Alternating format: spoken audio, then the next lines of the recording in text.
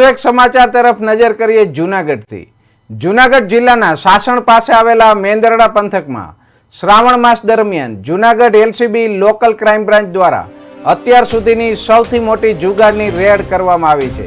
આ રેડમાં એલસીબીએ ગુપ્ત બાતમીના આધારે સ્થાનિક પોલીસને અંધારામાં રાખી ચોંકાવનારી કાર્યવાહી હાથ ધરી હતી।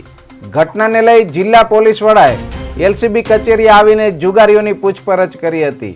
આ ઓપરેશન મેંદરડા પંથકના સામાકાંઠા વિસ્તારમાં લવ મહેશ સોલંકી નામના વ્યક્તિની વાડીમાં કરવામાં આવ્યું હતું, જ્યાં મોટી સંખ્યામાં શખ્સો જુગાર રમતા હોવાની ચોક્કસ માહિતી પોલીસને મળી હતી।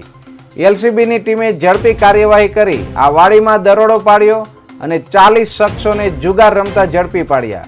આ રેડ દરમિયાન પોલીસે નોંધપાત્ર પ્રમાણમાં મુદ્દામાલ જપ્ત કર્યો, જેમાં કુલ જપ્ત કરાયેલા મુદ્દામાલની કિંમત આશરે 19.64 લાખ જેટલી થાય છે।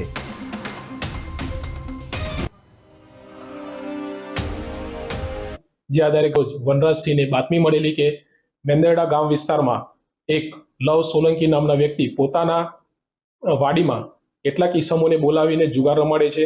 જે આધારે અમે ખાનગી રાહે હકીકતની તપાસ કરતા હકીકત સત્ય હોવાની જાણ થયેલી। જે આધારે અમે પીકે ગઢવી પીએસઆઈ તેમજ સ્ટાફ સાથે મેંદરડા ગામે મોકલીને બાતમીવાળી જગ્યાએ રેડ કરતા કુલ 40 ઈસમો જુગાર રમતા મળી આવેલા હતા। જે આધારે વનરાજસિંહને